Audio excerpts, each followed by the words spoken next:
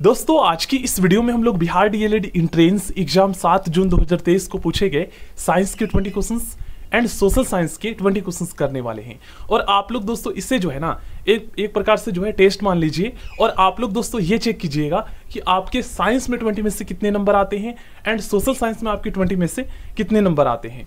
ठीक है ना, सभी स्टूडेंट कमेंट बॉक्स में अपना स्कोर भी बताइएगा, चेक कीजिएगा एक प्रकार से। ठीक है ना, क्योंकि ये पिछले साल आपके एग्जाम में आ चुके हैं सारे क्वेश्चंस, और ट्रस्ट नहीं है तो आप लोग देख भी लीजिएगा, चेक कर लीजिएगा।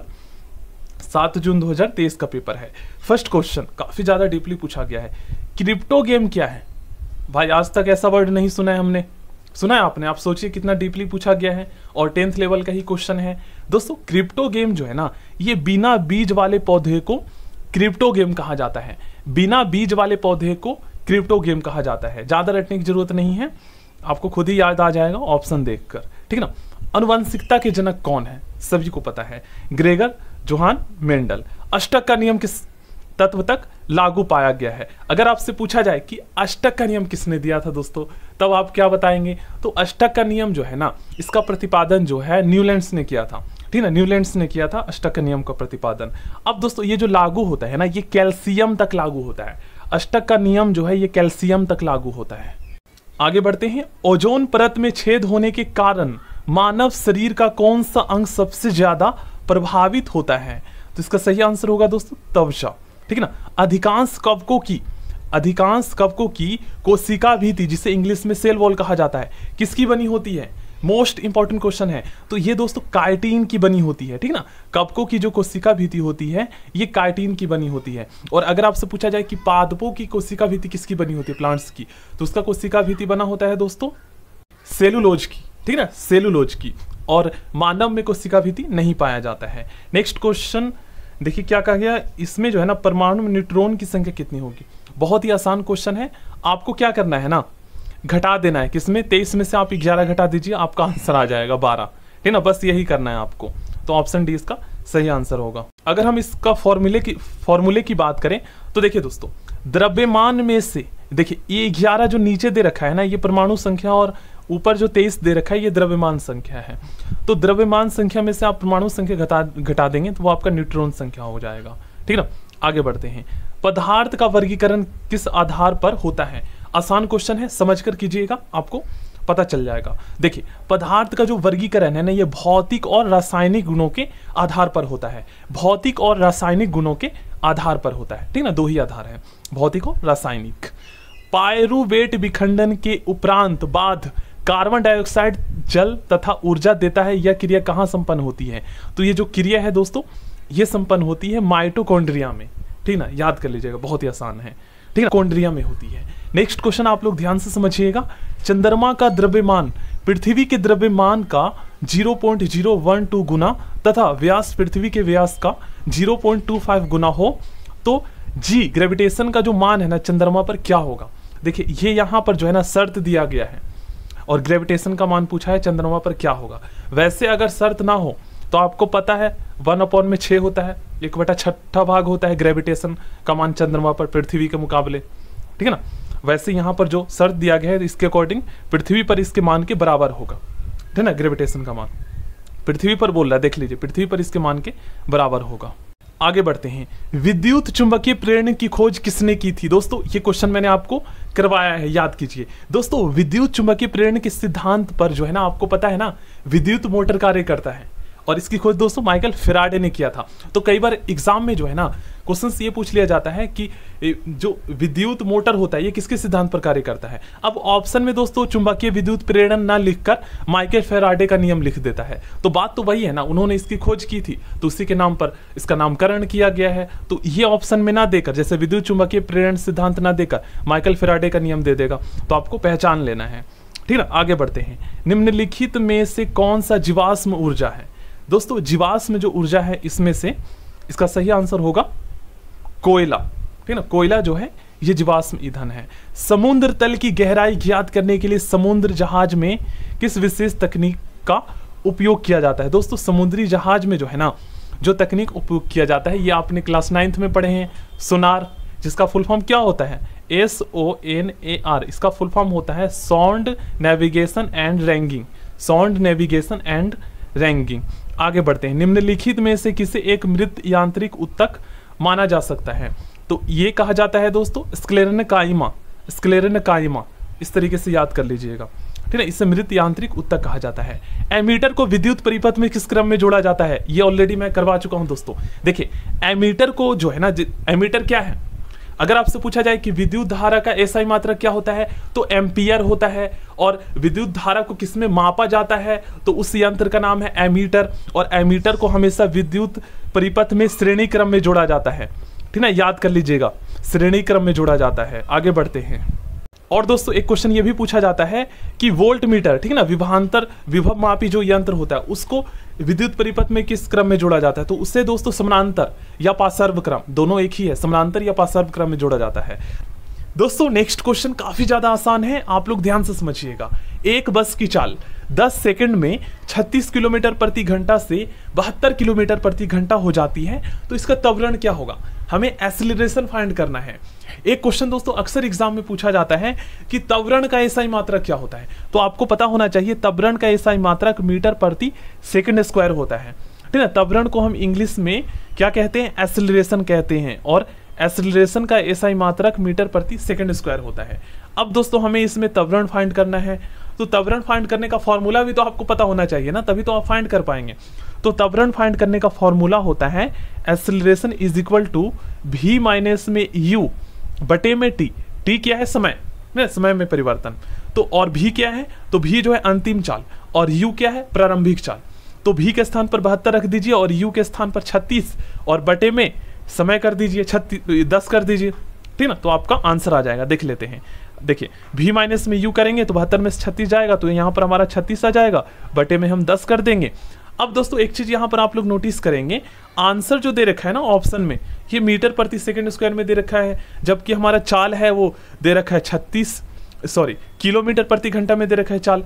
तो अब हमारा आंसर जो है ना वो मीटर प्रति सेकंड में आना चाहिए ना। तो मीटर प्रति सेकंड में फाइंड करने के लिए हम क्या करेंगे, तो किलोमीटर प्रति घंटा को अगर हमें मीटर प्रति सेकंड में चेंज करना है तो हम इसको पता है क्या करते हैं, 1000 बटे में 3600 से गुना कर देते हैं।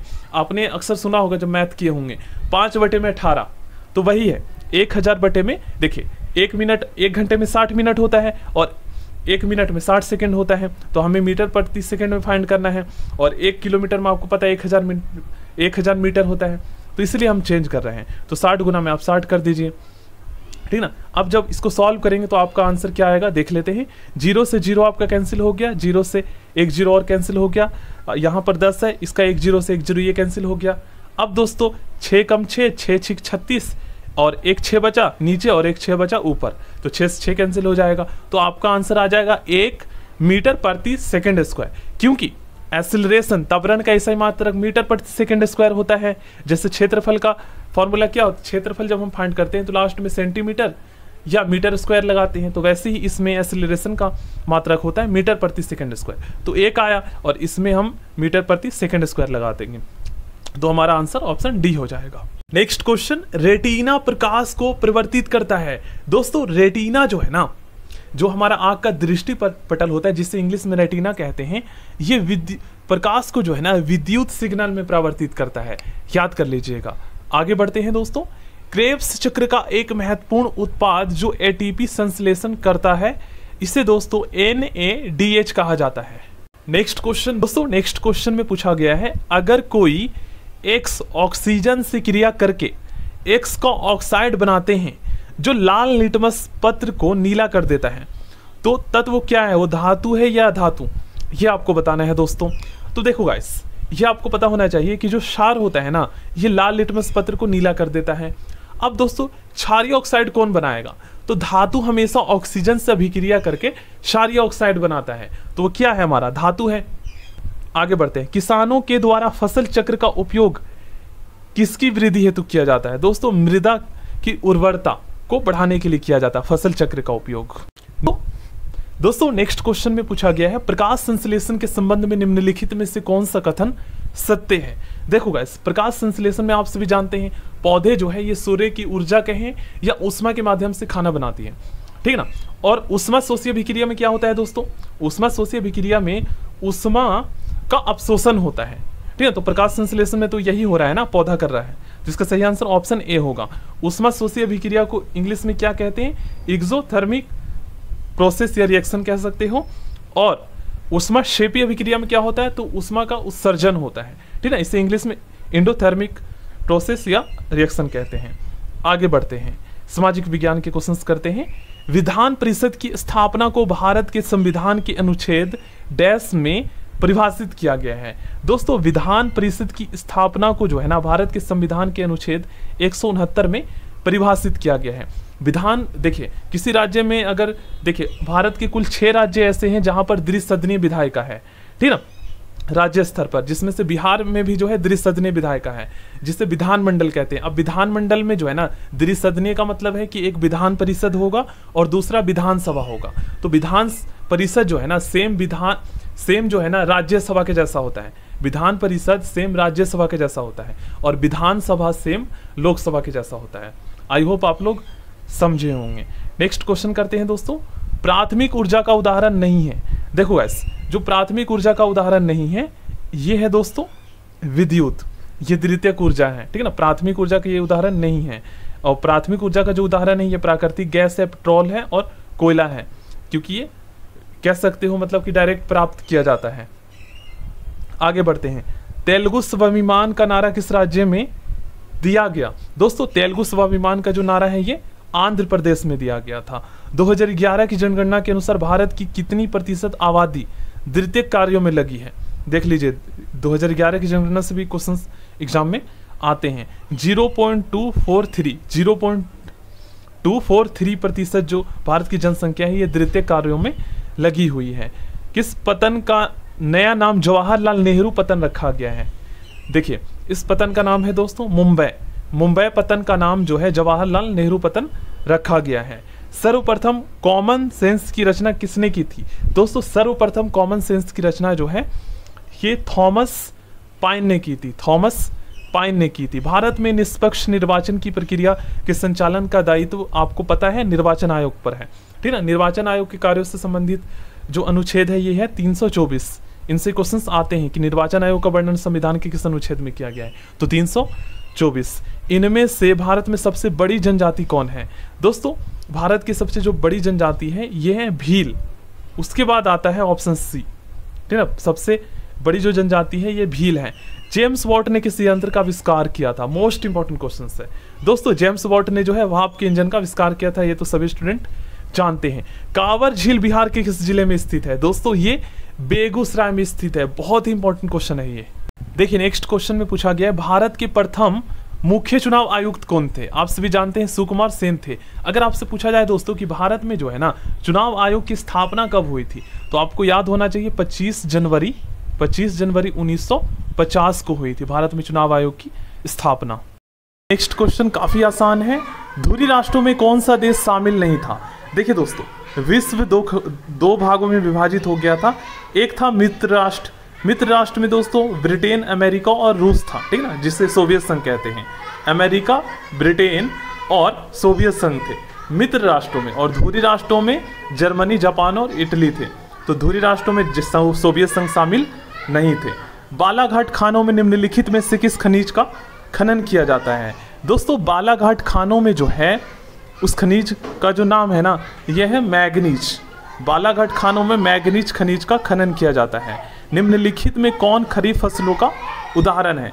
दोस्तों जो खरीफ फसल है ये आप सभी जानते हैं दोस्तों चावल है, ठीक ना। चावल जो है ये खरीफ फसल है।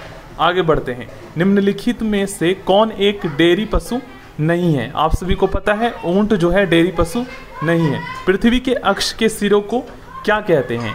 दोस्तों पृथ्वी के अक्ष के सिरों को ध्रुव कहा जाता है, पोल कहा जाता है पृथ्वी के अक्ष के सिरों को, ठीक है ना। इनमें से किस देश को सामाजिक विभेद के कारण विखंडन का सामना करना पड़ा?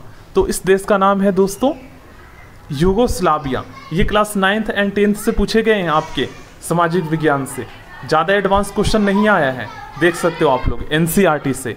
रेशम मार्ग कहाँ से शुरू हुआ था? ये शुरू हुआ था दोस्तों चीन से, ठीक ना। एल नीनो की उत्पत्ति किस देश के तट पर होती है? एल नीनो की उत्पत्ति दोस्तों ये पेरू के तट पर होती है, ठीक ना। नेक्स्ट, बोबोन राजवंश जिसे फ्रांसीसी क्रांति के दौरान अपदस्थ कर दिया गया था उसे दोस्तों वियना की संधि पर हस्ताक्षर करने के बाद सत्ता में बहाल किया गया था। ठीक ना। So thank you. Next video में